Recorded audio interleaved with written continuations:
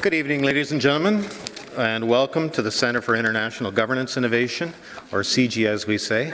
My name is Fred Kuntz. I'm the Vice President of Public Affairs here at CG.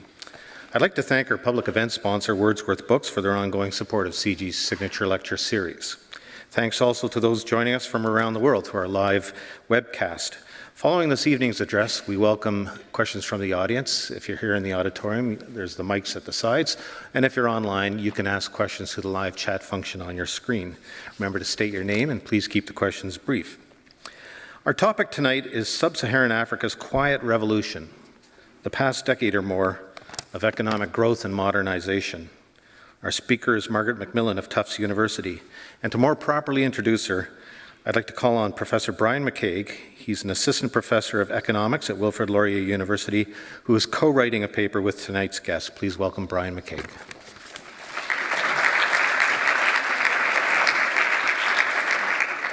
Thank you, Fred.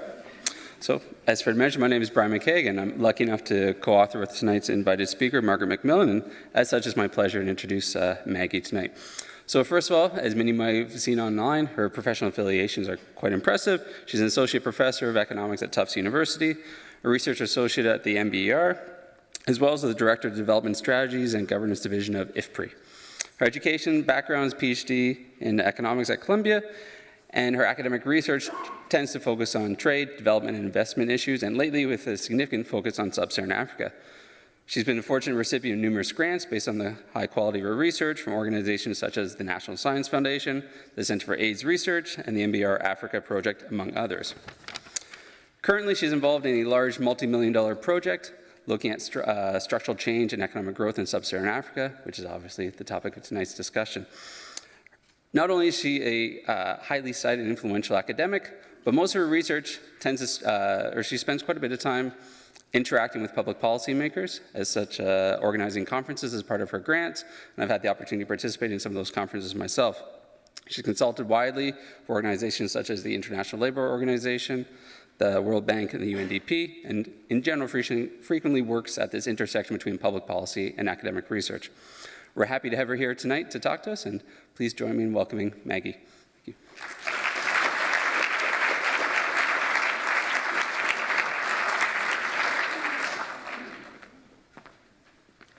Good evening, and thank you very much for coming. I would like to tell you to ask questions as I go along, but I understand that we are broadcasting this to a live audience, so that would mess with that. So instead, I'll ask you to hold your questions until the end.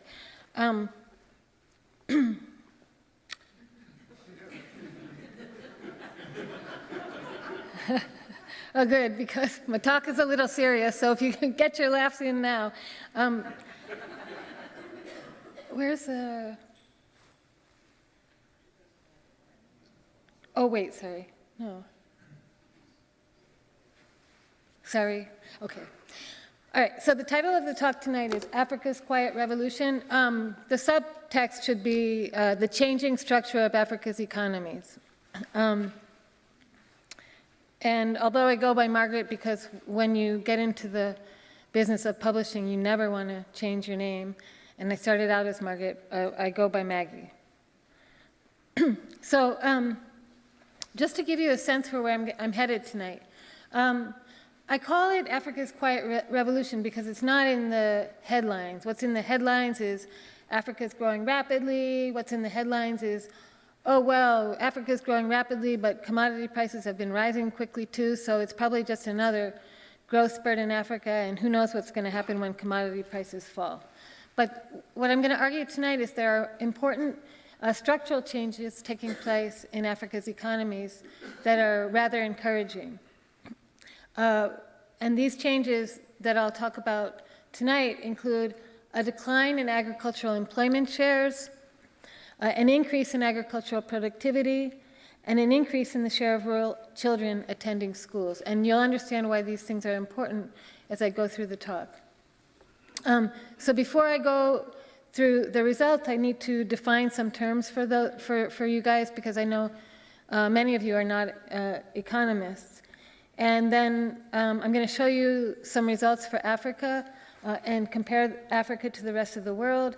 And then I'm going to show you some more results using different data, because that's what we do, to convince you that our results aren't just spurious. And then a discussion of the implications, and then I'll open up the floor for questions.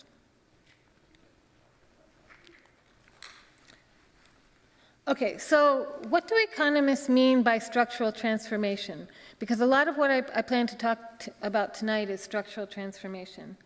Well, this term was coined by Arthur Lewis in the early 50s. He won the Nobel Prize in Economics for his work describing economies in underdeveloped countries. And the idea was that these economies can be characterized by dualism. And what he meant by dualism was you have backward sectors coexisting with modern sectors, and then the key to development is getting these people from backward sectors into more modern sectors where they can be more productive, make more money, have more food, have bigger houses, and so forth. And if you can do that, that will lead to economic growth. So I'm going to show you a couple of pictures that characterize structural change for a few familiar examples, so that when I start talking more about Sub-Saharan Africa, you'll have the ideas fixed in your head. So consider India in 1990. What this is showing you here, along the horizontal axis, there's the share of employment in each sector. Apologies, I don't have a legend up there, but I'm going to tell you. Green is agriculture, and you see in 1990, almost 67% of the labor force in India was employed in agriculture. Then CSPS, GS is consumer services, private services, and government services, so an additional 10% of the labor force was employed in that sector. Then MAN is manufacturing, WRT is wholesale and retail trade, TSC, transportation, storage, and communications, CON, construction, MIN, mining, PU, public utilities, and fire. It's not people working in firehouses, it's finance, insurance, and real estate.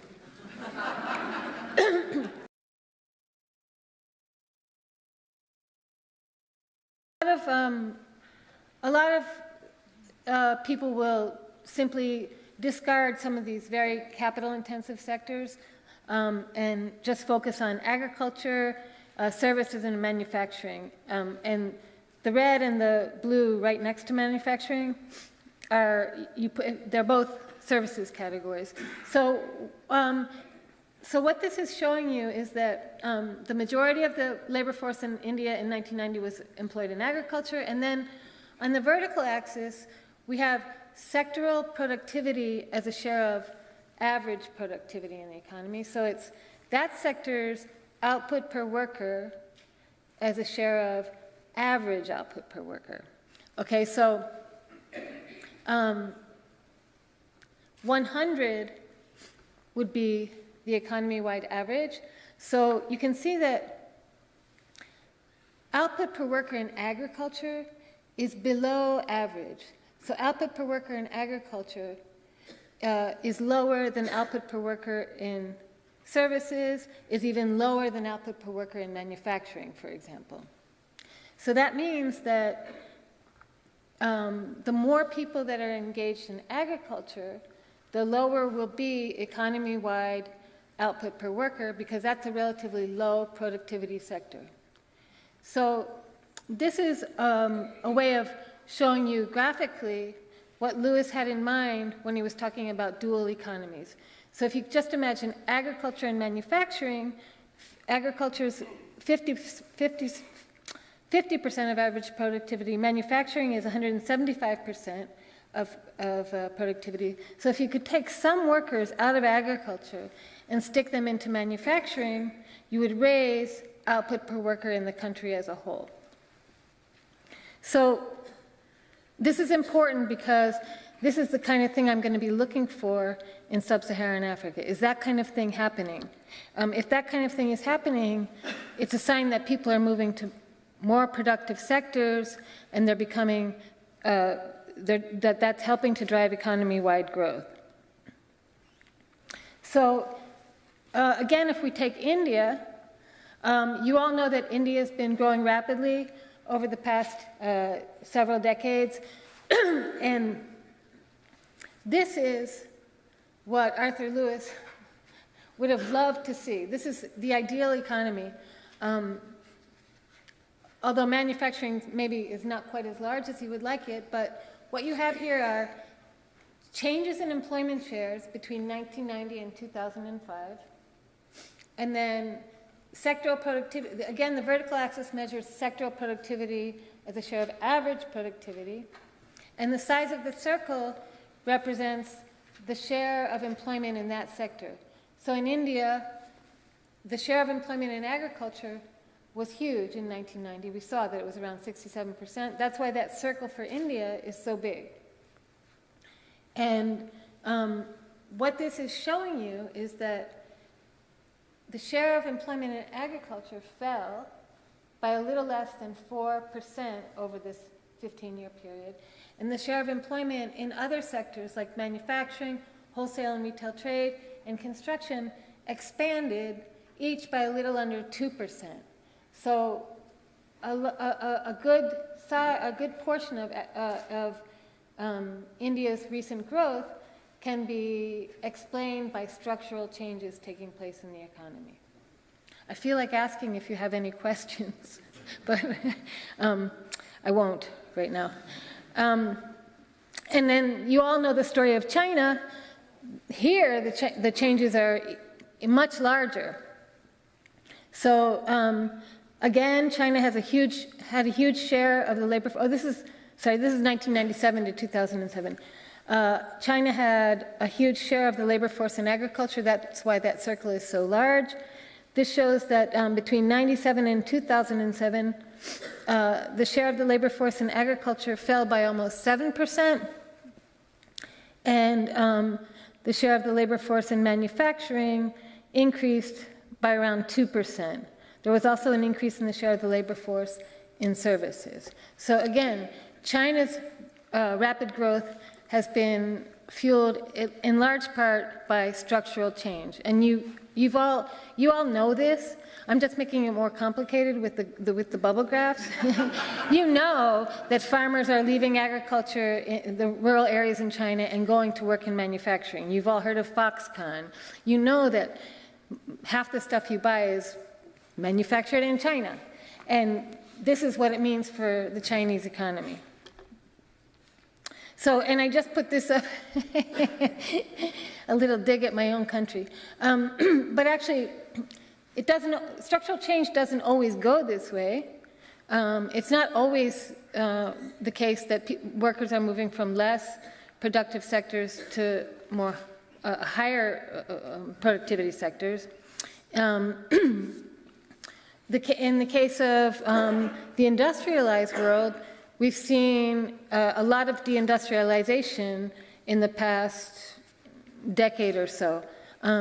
So this is my own country, the United States, from 97 to 2007. So notice I cut the data off at 2007 before the financial crisis because that makes things look even a lot worse. But I don't want to focus on the financial crisis. I just want to show you this because it's illustrative of the kinds of changes that are taking place in some of the more industrialized countries. So you see employment in manufacturing in the United States has actually contracted by almost 3% over that 10-year period. And where are people going? Well, they're going into service sector jobs. The share of the employment in service sectors, CS, PS, GS, increased by around 2.5%. And so what does that mean? That means for the average worker, that person is losing their job at General Motors and they're going to flip burgers at McDonald's or they're going to work at Walmart, which is a drag on economy-wide productivity. So I'm not going to talk any more about the developed world or the industrialized world tonight, but that's, when you see the graph going downward like that, it's a bad sign. So, The other thing, so now you understand the way I'm thinking about structural changes in an economy. I just want to make a couple of additional points. Productivity gaps between sectors actually fall as countries get richer. So I showed you the picture of India where productivity in agriculture is so much lower than productivity in manufacturing, for example.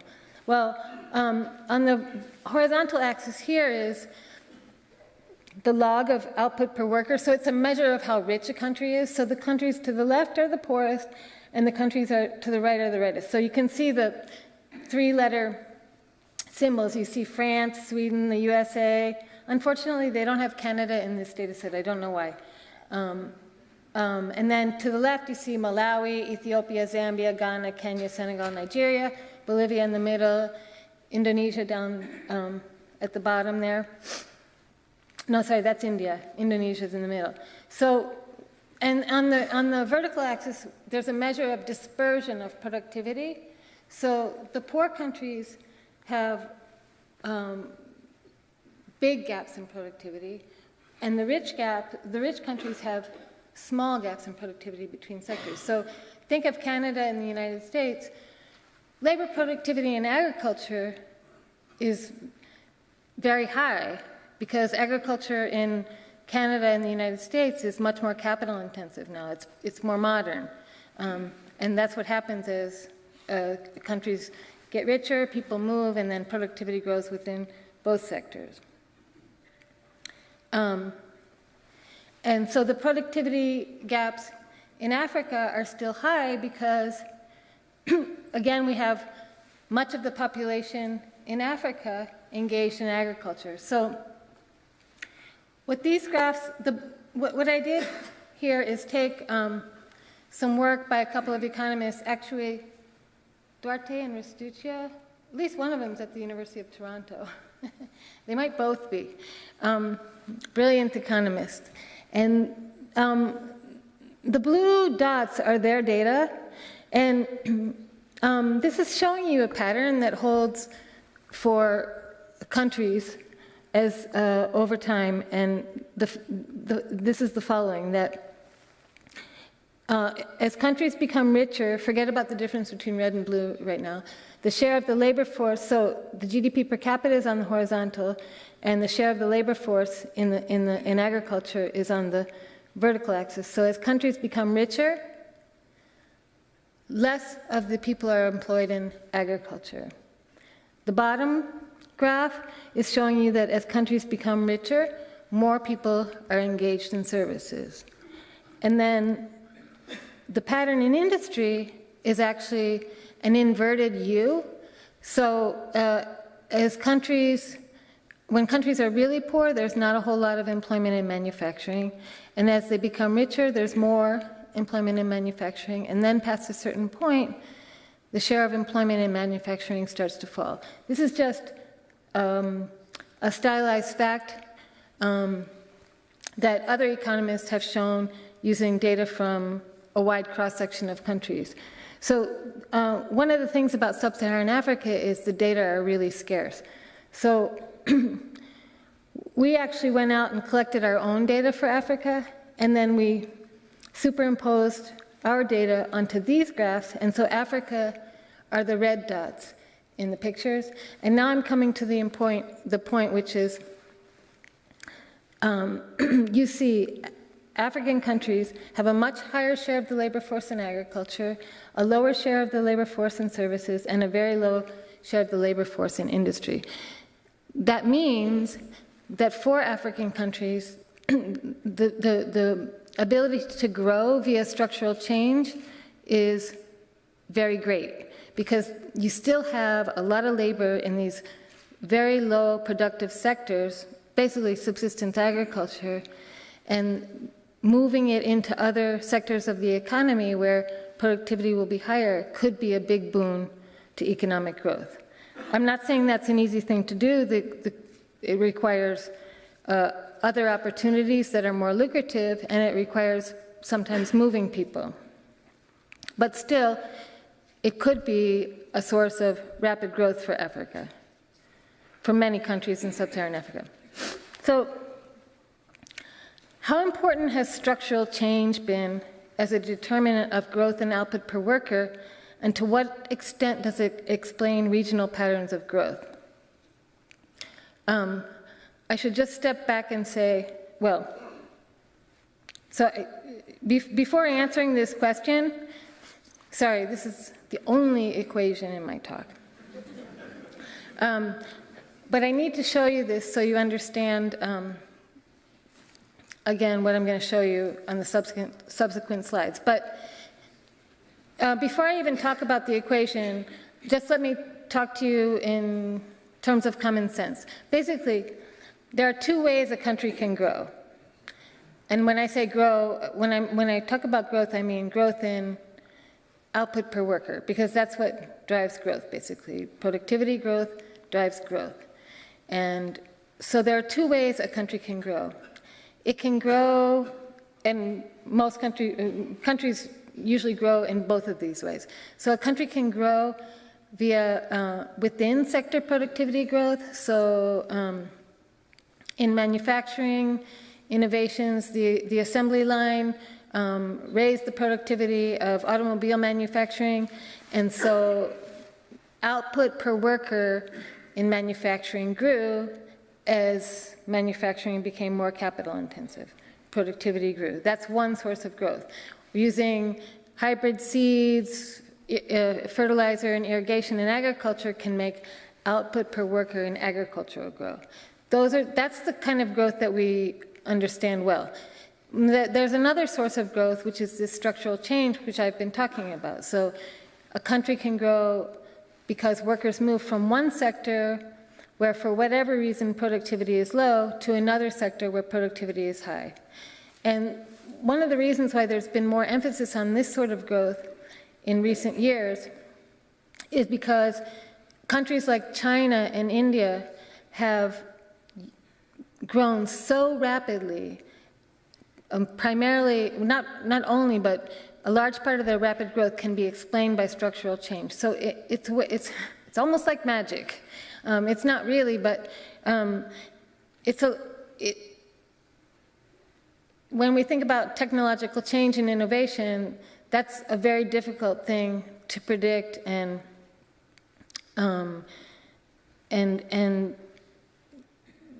so we don't know necessarily what will happen when we talk about within sector productivity growth. It's much harder to say what will happen to countries' manufacturing sectors because of innovation, for example. But if technology can be imitated, for example, as in garment manufacturing, and you can move large numbers of workers into that sector where they become more productive, it can be a relatively rapid source of growth.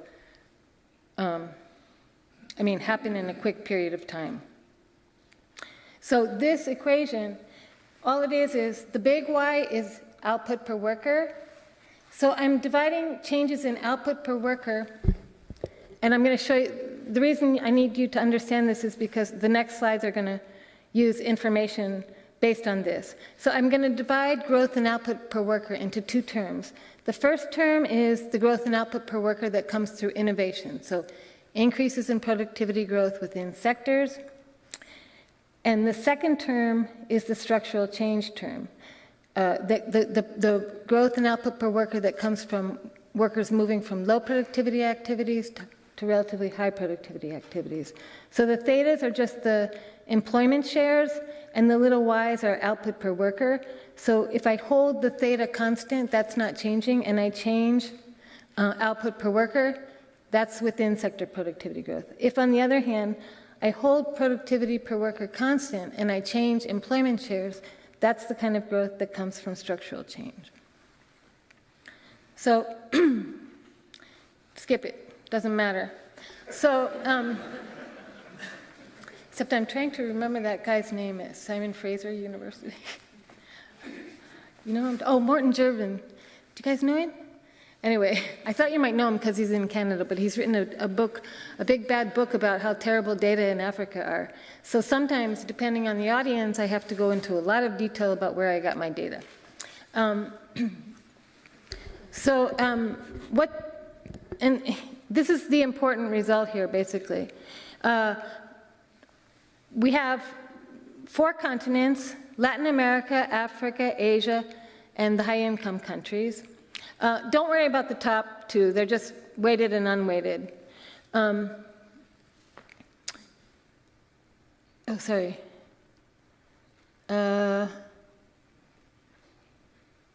No, just, sorry, don't worry about the 2 panels on the right. The left-hand side is unweighted by population size, and the right-hand side is weighted by population size. But I don't want to confuse you.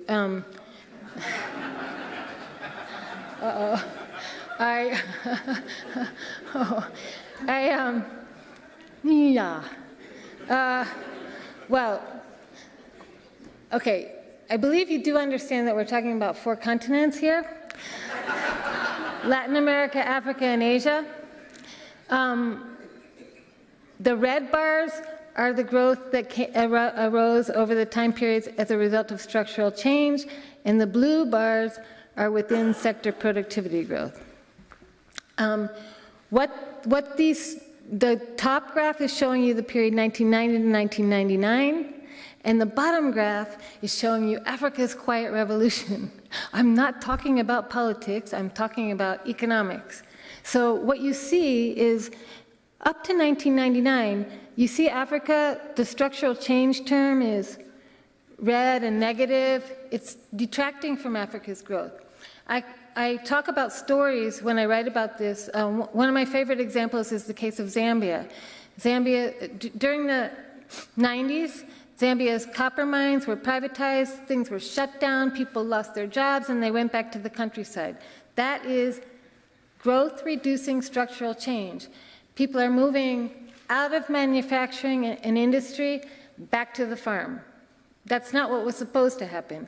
So, as it turns out, if you look post-2000, across, we have 16 countries from Sub-Saharan Africa in this sample. All of a sudden, structural change is positive now. And depending on whether it's weighted or unweighted by population, structural change, when weighted by population, accounts for almost half of Africa's recent economic growth. Why? What's going on? Well, and I was serious, actually. That is really, this is the first time since independence that we've seen this kind of movement in Africa's economies.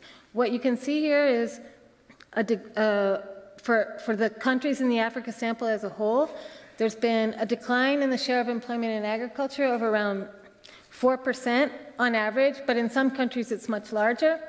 There's been an increase in the share of the labor force in services. TER is tertiary.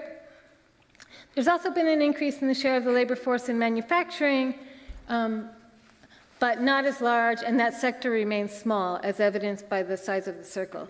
The top circle is mining, and I just want to point out one thing here, which is the mining sector, the natural resource sector in Africa, is highly capital intensive. It does not create a lot of jobs, which has been one of the problems for Africa, is where it has a comparative advantage, it's not a sector that creates employment.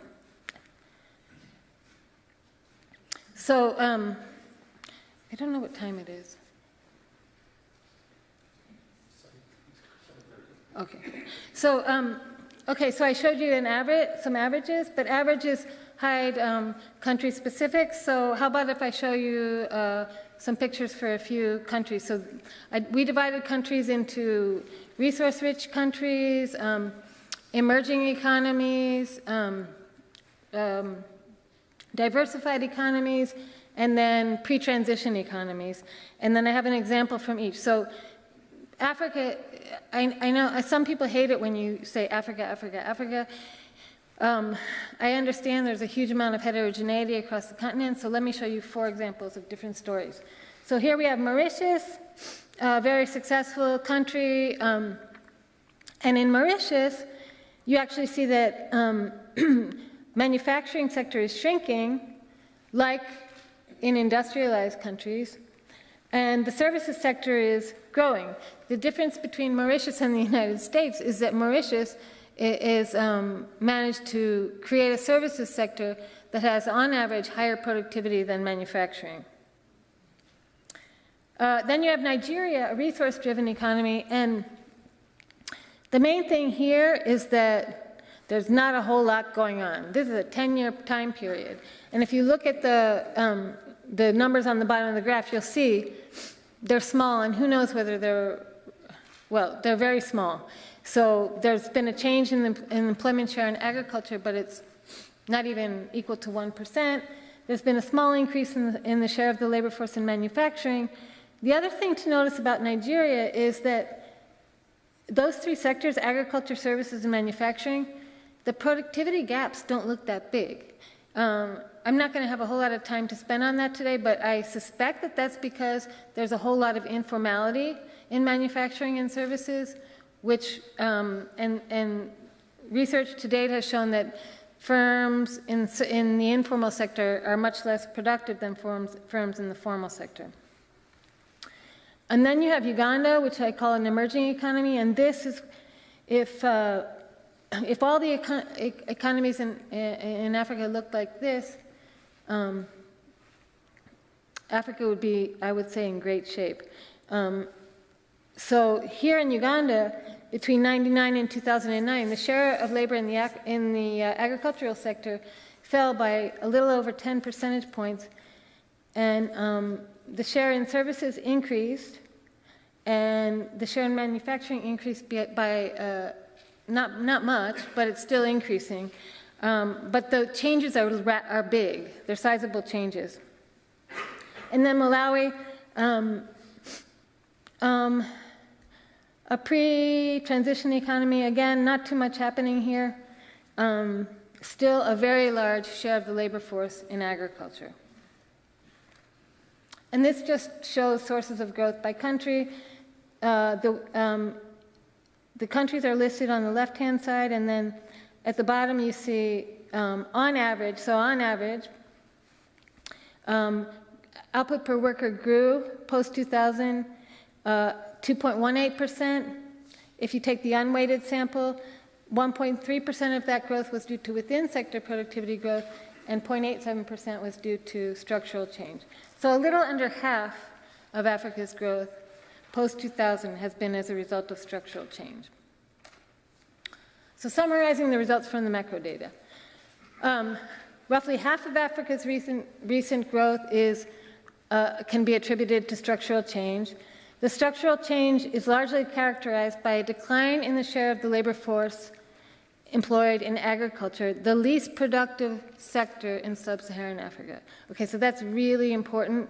Other people have done a lot of work to make sure that we are reading the data carefully, and everybody finds the same thing, that output per worker in agriculture is extremely low.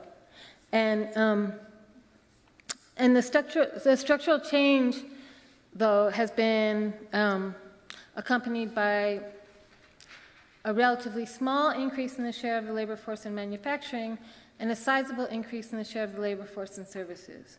So I'll talk about this more, but unlike China, for example, structural change that's taking place is not driven by manufacturing or industrialization. So actually, I don't want to spend a whole lot of time on this. I use an alternative source of data called the Demographic and Health Surveys, just to double check that I'm getting the right answer. And this is because data from Africa has come under a lot of fire in the past couple of years, the poor quality and so forth. So I use these surveys that they have a reputation for being very high quality. The same survey instrument is used across countries, so there's consistency in the surveys. And actually, importantly, this data source covers the largest sample of countries in Sub-Saharan Africa, a larger sample of countries in Sub-Saharan Africa than any other source of data. So you can see Sub-Saharan Africa is covered in blue, and the numbers indicate the survey rounds. So a lot of data, you don't need to look at it. But basically what this is showing, if you look at the bottom, it's showing the share of the labor force in agriculture by country, by period, 90s, early 2000s, late 2000s. And for females, it went slightly up and then down by almost 10 percentage points. For males, it went down and down again.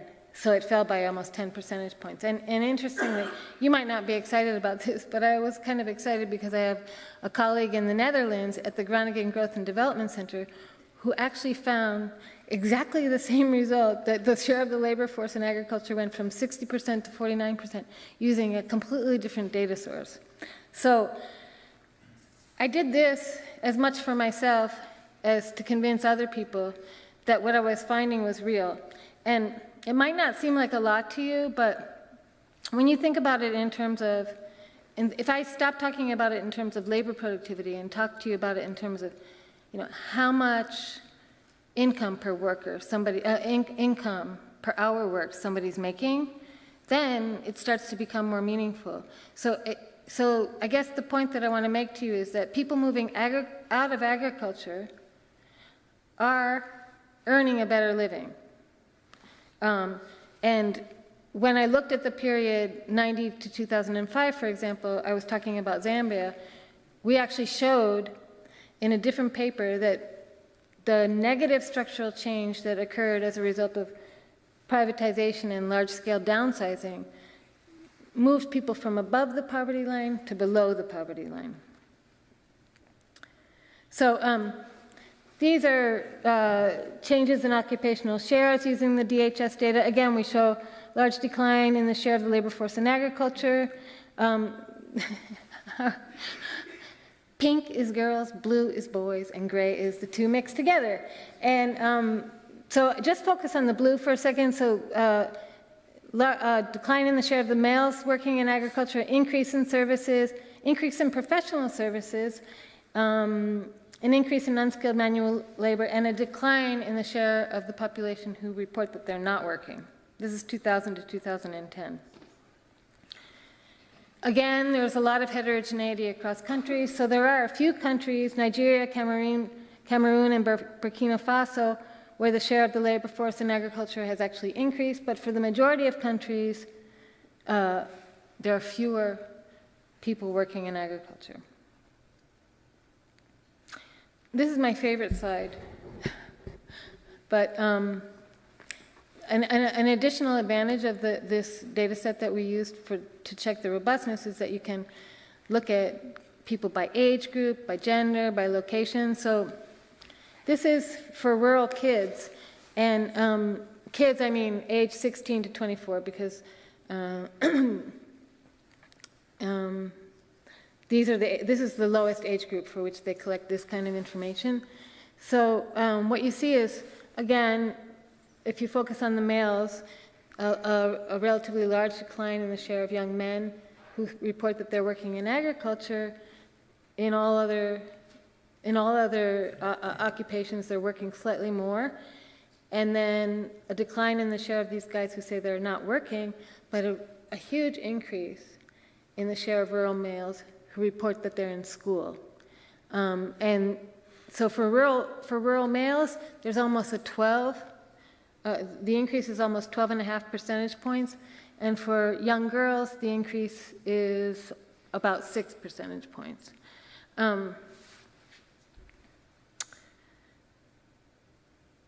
So, summarizing the results.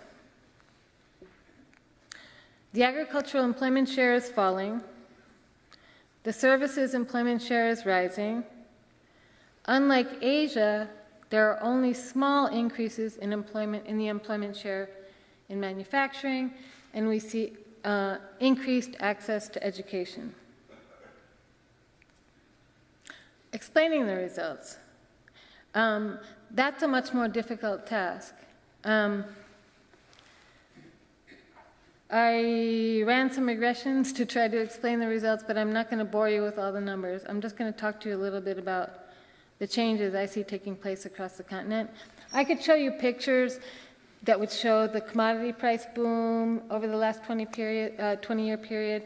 And I did have a picture that shows a decline in the incidence of civil conflict across Sub-Saharan Africa. What I really like is this picture. It takes an index of democracy from this Polity 4, the Polity 4 index, and it's a combination of different measures of different measures of freedom of political expression. So they have something that measures restraints on the executive in power.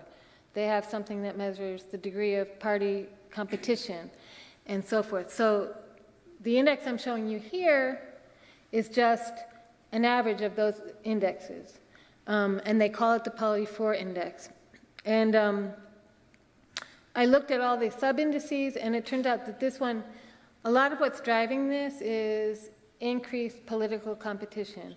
And it doesn't necessarily mean free and fair democratic elections. It just means like other parties or civic organizations that don't agree with government are allowed to operate without being put in jail, for example. So forget about the various colors for a second, and what this shows is the scale ranges. Actually, it's not on the graph because they didn't go this low, but the scale ranges from -10 to +10. And this shows you that post-independence, the scores tended to drop and drop, and then there was a small spike there in the 80s. That might be driven by Ghana, I'm not sure. But then in the 90s, up into 2010, the period for which we have the largest sample size, there's been a very large improvement in the quality of governance in Africa. And I have to believe that some of what we're seeing in terms of changing structures of economies is a result of the improved quality of governance. Why? Because African countries have experienced commodity price booms before, but we haven't seen growth as broad-based before. So I think a big part of the explanation has to be improvements in the quality of governance. So the way I think about it now, and it's constantly evolving because I'm constantly working on these issues, but I think it might be fair to characterize Africa as being, the countries of Sub-Saharan Africa, as being at a crossroads at this juncture.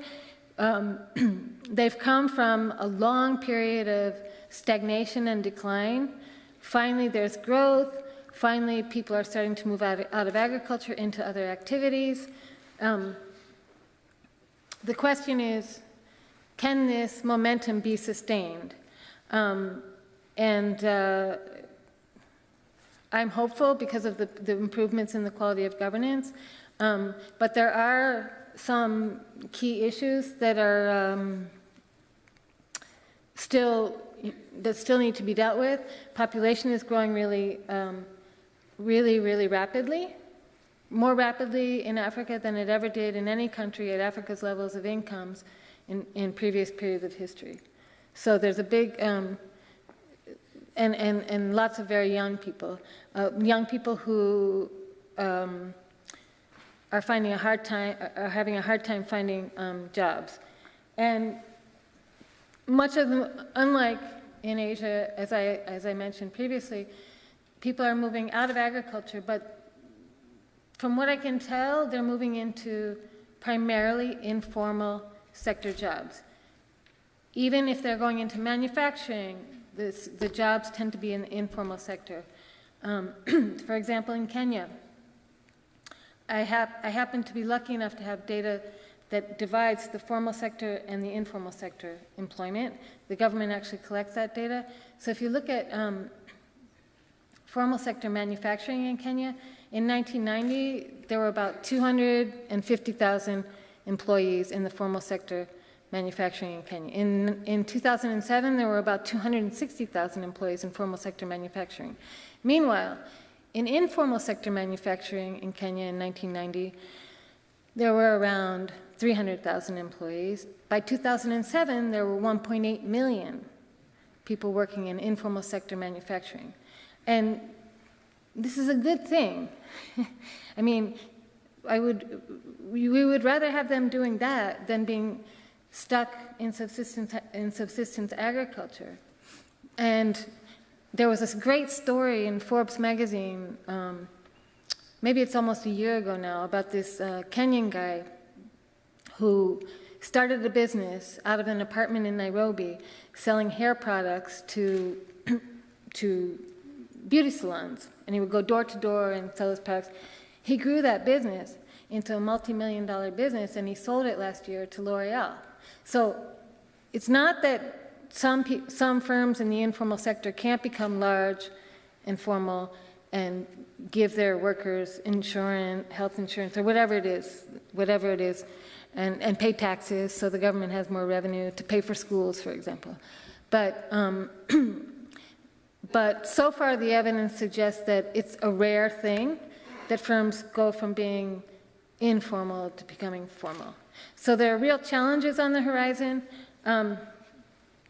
Having said that, I want to leave you with one of the things I'm actually excited about, and some of you might not like this, and I know I'm going to get some questions, but I think actually, anybody want to guess where that is? Oh, I can't take questions from the floor. So I think, I mean, there are issues with China's engagement in Africa, but more and more of Chinese investment in Africa is coming from the private sector, and it's in labor-intensive manufacturing. And this is Huajian Shoe Factory. It's in Addis Ababa. They employ around 2,500 workers. It's a beautiful factory. Believe it or not, they hire only people with at least a high school education. They train workers, they send workers to China, they treat them well. And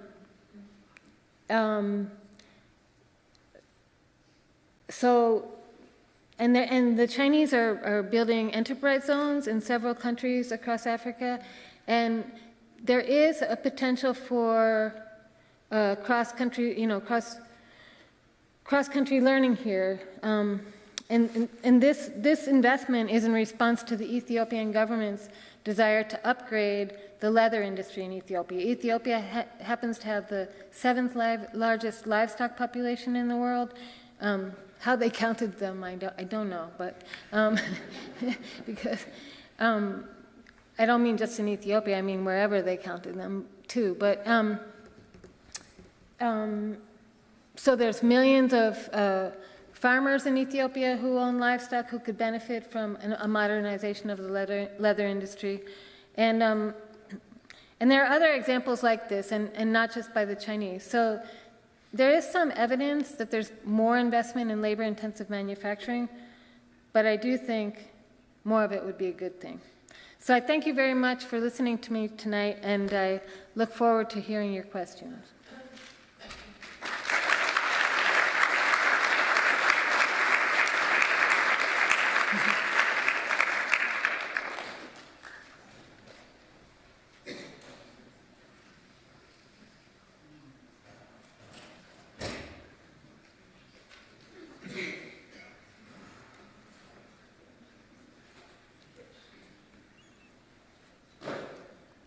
Did I scare you with too many numbers?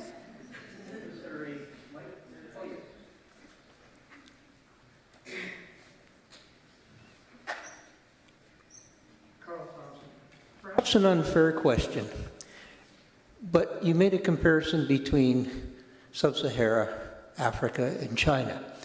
But if you factored out the manufacturing component in China that is due to exports, how would China and the structural change in China compare with the structural change in Africa? Well, I kind of would like to ask you why you're asking that question, but it's true that manufacturing for export has been a big source of China's boom in manufacturing. But actually, I've read recently that they're starting to focus more on domestic markets. Yeah, okay. Am I correct to think that not too much of the manufacturing in Africa is exported outside Africa? So that's a great question. I would say the majority of it is not. When you include the informal sector, the majority of it is not being exported, which is, yeah, not a bad thing. I mean, a lot of what's being manufactured is what poor people can afford to buy. Yeah. I'm just wondering if this puts an upper cap on perhaps how large the manufacturing can grow within Africa when they, you know, they're not going to compete by manufacturing aircraft or the manufacturing components that take a tremendous amount of capital or a tremendous amount of expertise. I'm speculating. I'm just curious of your answer on that. Well, I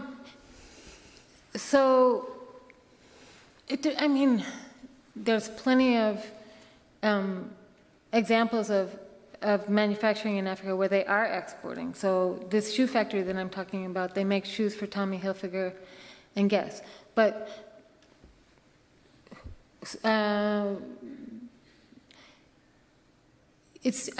think it's possible that limited market size, smaller market sizes, has been a constraint on more modern manufacturing. But I think that's something that can change. First of all, the countries are growing, so that's changing. McKinsey wrote this whole big report about the rise of the middle class and consumers in Africa. But also, I do think one big impediment is barriers to trade within Africa. I mean, there's some huge countries across, Ethiopia, Nigeria. If trade were freer among countries and transportation were easier, you'd have a huge market. So it doesn't have to be a barrier. Okay, thank you very much. You're welcome.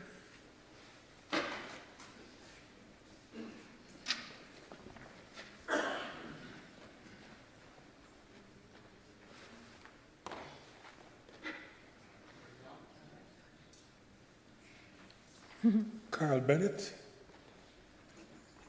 you emphasized the importance of structural change and tended to focus on the importance of moving from, quote, low productivity agriculture to higher productivity manufacturing. Now, after Lewis had this idea, it affected economic policy for a great many years, reflected particularly in a way in which an attempt was made to promote quote-unquote manufacturing through a variety of tax incentives, so on and so forth. The short-run result of this kind of activity was, in a sense, low productivity manufacturing with unused capacity in a number of cases. Yeah. So one of my concerns in listening to you this evening is I'm a bit concerned about this focus on manufacturing per se, so being more specific in terms of what one really means when one talks about manufacturing. Because I think more and more people are reflecting on the fact that, quote unquote, the possibility for more self-sustaining development will require more attention to promoting agriculture. And promoting agriculture does not necessarily mean simply growing food or whatever. But promoting agriculture in and of itself could also entail some manufacturing in terms of, for many countries, developing and processing food products could be a way forward in that particular regard. Because I think, following from the previous question, one of the issues which arises now in terms of thinking about developing manufacturing in Africa, for example, is with what is happening in China, you're competing not so much with China, but with Bangladesh, with Indonesia, with all these places, where what we're now learning is that manufacturing wages might be superior to what would be in base subsistence agriculture, but the rewards are certainly not what one would consider to be leading to the kind of development which one would like. Okay, thank you. Oh, I thank you so much for bringing that up. If maybe tomorrow night I can come back, I'll redo my slides, and I'll take into account some of the comments and cut out some of the technical stuff. I couldn't agree with you more. Okay, so in fact, that's why I say, where do I start? That's why I say Africa, I don't see Africa following the Asian path. I see the potential, a big potential in, say, agribusiness. So one of the firms I interviewed, for example, is a firm called Blue Skies. They operate in Ghana, but they have bases in other African countries. They work with farmers in Ghana. They provide them with credit. They have a factory outside Accra, and they cut fruit and package it, in containers with cellophane wrappers and sell it to Sainsbury's, fancy supermarkets in Europe, and more of that kind of thing, and not just cut fruit. I mean, that's why I brought up the example of the leather industry, because it has a tie to agriculture. I think there's huge potential there. There's a guy named John Sutton at the London School of Economics who he's done these enterprise maps for 5 countries in Africa. And because we don't have a lot of good firm level data yet for Africa, and so what he did is he interviewed some of the leading firms by industry, and in all 5 of the countries, the firms in agro-processing always cited lack of raw materials as a reason for not operating at full capacity. It's what you're saying. So I come back to there needs to be more focus on raising productivity in agriculture. So I completely agree with you. I couldn't agree with you more. And there needs to be, as a side note, there needs to be, and there also needs to be, I think, somehow we need to find a way, Africans need to find a way to use the natural resources more labor intensively. And I don't know, I don't know as much about that as I do about agriculture, but that too. There was one final comment, brief comment, in that the low productivity in agriculture also is reflected in terms of the inadequacies in infrastructure. Yes, I agree. Which is something which has to be addressed as well in that regard. No, I totally agree. Okay. I totally agree. Okay, thank you. Thank you. Hi. Hi. I was wondering if you could speak to a little bit, I think you mentioned in passing Africa's, rather at least on paper, very favorable demographics moving forward. Very similar, obviously, to the Northeast, but North Africa and the Middle East. But in a lot of these regions, the very favorable demographics have often ended up being more of a handicap to growth than an actual accelerant to growth. Mm-hmm. And I was wondering if you could maybe comment on the policies that are needed to ensure that Africa's first kind of wave of its large demographic dividend becomes just that and not a demographic curse. Thank you. Sure. I mean, okay, here I'm not an expert, but for example, the share of the population, the share of young people getting the share of people getting a tertiary education in Africa is like less than 1% in a lot of countries. So for one thing, more money could be invested in education. And there needs to be a focus on employment and employment generation. And I don't have any magic cures for that. But I mean, investment in infrastructure, making agriculture more productive,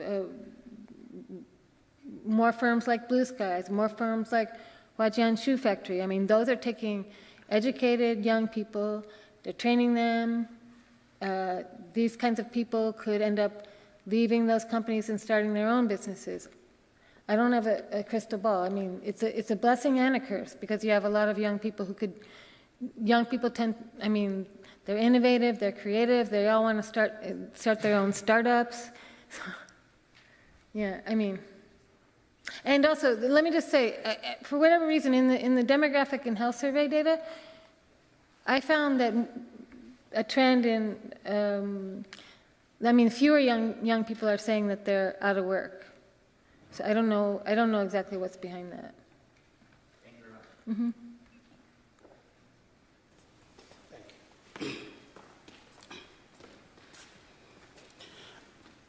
Yeah, I would like to take this opportunity to thank you, Professor Maggie, for this well-prepared presentation with respect to the current economic growth in Africa. It was 3 months ago I attended a similar dispensation in Kampala, Uganda, by IGC, International Growth Center, which is based in the UK, and it was on Africa Growth Initiative. Indeed, it is a new development and is an optimistic development for this happening in Africa, where it has sustained an economic growth which is far higher than developed countries for quite a period of 20 years now. Now, my questions comes to the issue that being raised over and over again by most of the African countries is that with this economic growth, still there are these challenges of technological transfer and issues of the conditionalities attached to the exchange. Indeed, we know that the governance aspect has improved tremendously in Africa for reasons that we all know.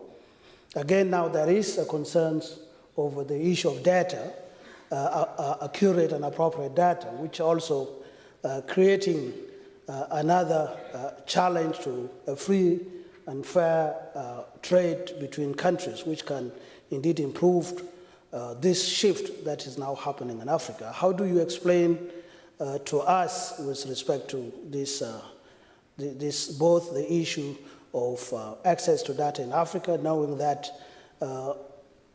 different informal and formal organizations and agencies and institutions are engaged with many African countries, particularly the Sub-Saharan Africa, and they are engaged in these sectors that are now booming, particularly the service sector and the industry sector.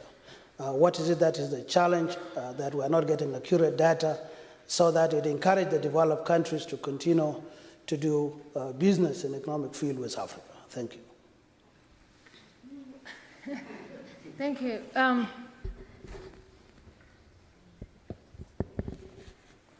Let me see if I understood you correctly. So you're asking about the challenge of data? Challenge of data is one factor, which is, again, attached to the transfers of technology that... Oh, okay. Technology transfer and data.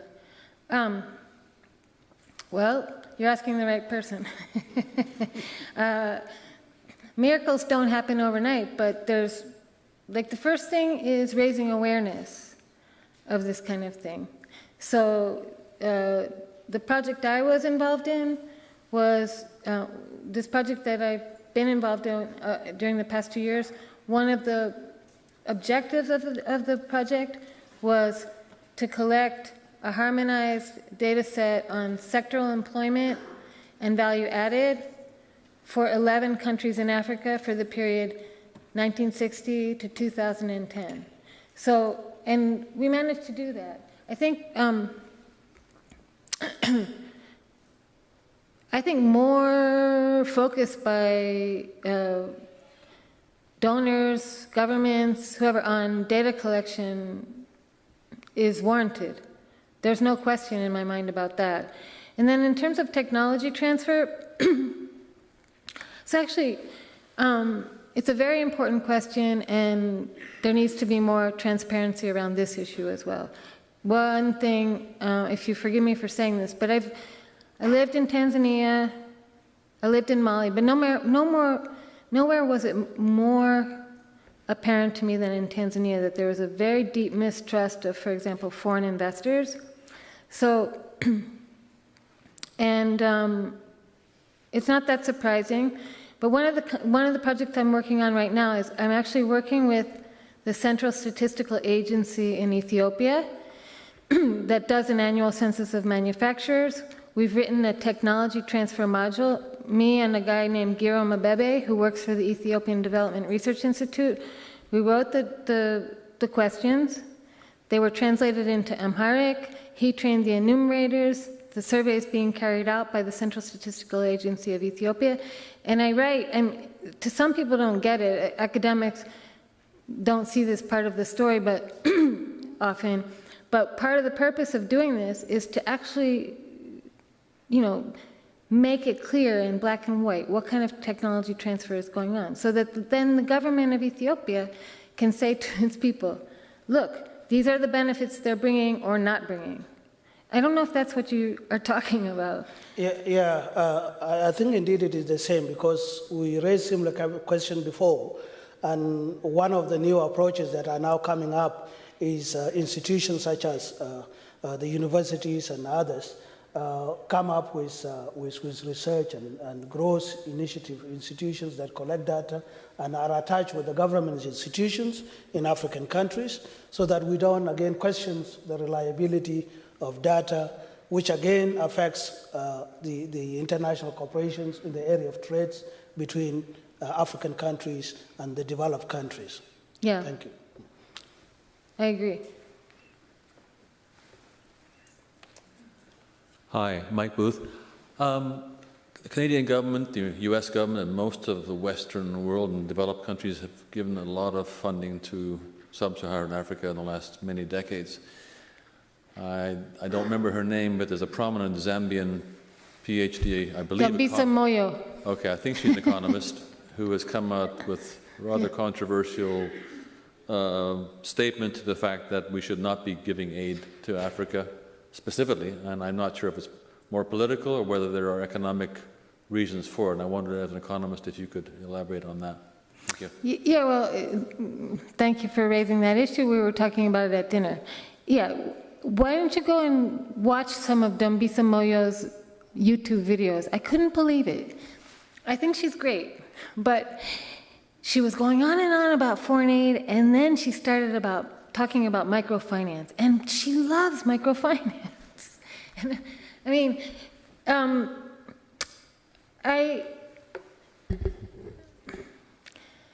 let's see, what do I tell my students about foreign aid? Don't go anywhere thinking you're gonna, you're doing anybody a favor. Don't go there thinking you're gonna change the world. I mean, go there because you like the place.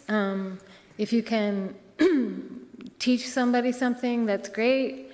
I like to think of myself, I found this somewhere, I like to think of myself as a storyteller.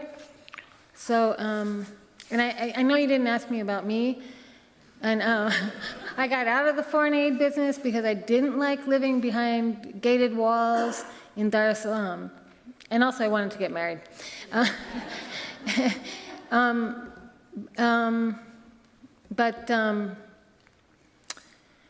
mean, it's a complicated business, yeah, and I think there are a lot of problems with it, but a lot of good has come of foreign aid. So I have a paper that documents the river blindness eradication control program in West Africa. Are you familiar with that?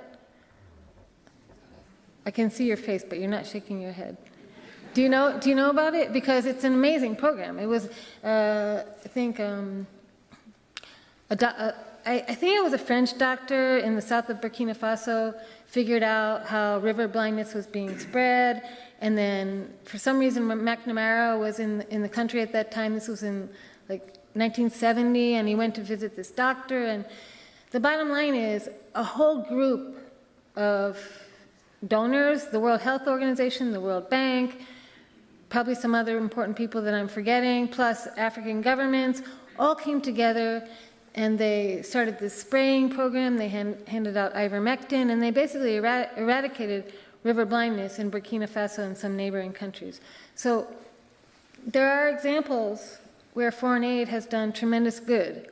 So I think it's good to have critics, to raise awareness, but I don't see it going away anytime soon. There's more of a focus on effectiveness, more focus on accountability. So I think things are moving in the right direction. And I personally prefer to be a storyteller and to work with African researchers and not to be responsible for handing out money, but somebody has to do it for some of those good things that need to get done.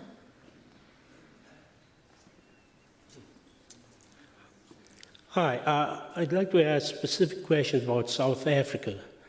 You know, we knew that South Africa was a powerhouse before, and we know the reasons why, because of the suppressed wages and everything that went on under the apartheid system. But South Africa was a powerhouse in mining, manufacturing, in agriculture, the whole works. How does it compare now? I'll just give you one quick anecdote. I have a brother who has a manufacturing plant just outside Pretoria, and he used to, at one time, employ 300 people. Now he's down to about 100 for a couple of reasons. First of all, well, a few reasons, but one of the main reasons is the importation of similar products from China. And in the cost push, the value of the rand has fallen tremendously, so the prices of commodities has gone up for him. But more importantly, he's and other people, entrepreneurs, beef is about the extremely strong unions in South Africa, which he says, and a lot of people say, is just strangulating the economy. So I don't know whether you've done any research in that area, but by golly, I do visit South Africa once in a while, and I've seen some tremendous improvement in terms of children going to school. Unfortunately, the quality of education is not what it should be. But it's nice to see that. But I've also seen a decline in relative output as such. So I don't know whether you have any comments on South Africa as such as to what's happening subsequent to the fall of the apartheid era. I don't want to say too much because I'm by no means an expert on South African economics.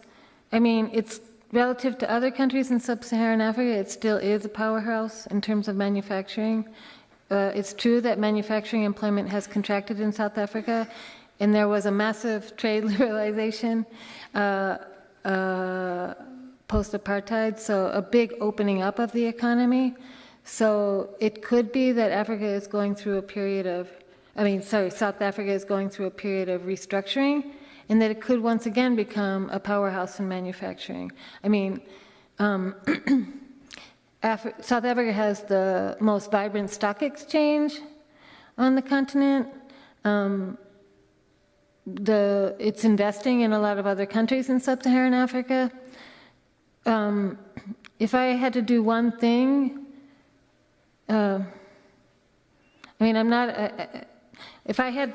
if I could do only one thing in South Africa, it would be to invest in education. The black-white gap in terms of tertiary school education is huge still. And I remember and the legacy of apartheid is still felt very strongly, I think, because so many black kids in South Africa, their parents weren't allowed to learn math, because of the apartheid system. When I did research in the late 90s, maybe 2000, we did this project on labor-intensive manufacturing, and I was on the electronics sector, and I was talking to companies in the electronics industry on the phone all the time. I heard so many times they would love to go to South Africa, but there's not enough people who know how to who learned math in South Africa. So there's a huge potential. There's still a lot of work to go. There's still a lot more room for improvement in terms of educating the population. I don't know if that's helpful. Hi, thank you very much. I really enjoyed your presentation. I was interested in some extra components of your results, potentially. And so what I was interested is, you identified some key challenges moving forward. Did you find any key barriers? Specifically, an example would be like the percentage or the ratio of minerals within a country comparative to the total GDP. Like, was there any key sectors that prevented structural change?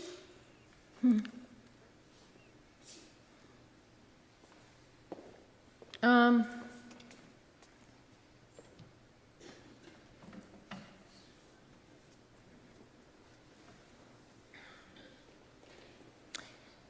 don't want to say, I mean, in some previous work, we did find that the share of natural resource exports, the share of natural resources in exports were negatively correlated with structural change. And, but it's not clear whether that's because high natural resource exports hurt your currency and make less competitive your other exports. And also, I'm not convinced that it's still true. And yeah, sorry. I did find that, I mean, I could flip the results around and say, I did find that countries with a higher share of the labor force in agriculture are experiencing a more rapid decline in agricultural employment, so the poor countries are catching up more quickly. I did find that countries that achieved at least one of their two goals in terms of this comprehensive agriculture African Development Pact were more likely to experience structural change. So to this, I don't remember your name, but to the point that the other gentleman was making about investment in agriculture, you could reinterpret that as saying countries that are not investing enough in agriculture aren't experiencing as rapid a decline in the share of employment in agriculture.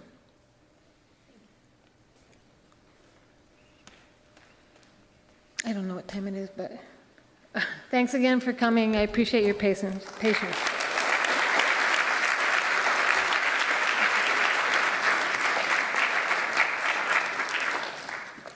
A few comments before we adjourn. First of all, I'd like to thank Maggie for her lecture this evening.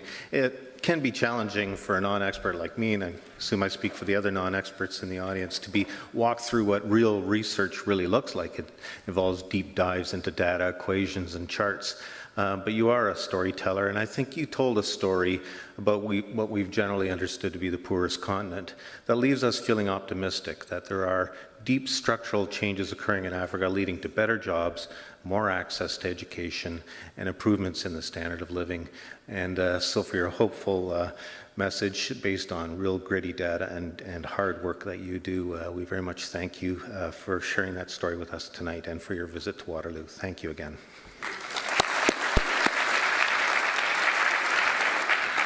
And just very quickly, I want to let you know that the edited video of this evening's live webcast will be posted to the CG website. You can see it there, and we'll also post a blog about this event where you can leave your own comments. Our next public event in the CG Auditorium is on Wednesday, April 2nd, when we present Jed Davis of the World Energy Council. He'll explain global efforts to transform the way we think about energy and climate change, especially for the 2 billion people who lack access to clean and modern sources of energy. So be sure to register for our events newsletter to learn about this and other upcoming lectures, including our CG Cinema series. Thank you again for coming to CG tonight, and have a safe journey home.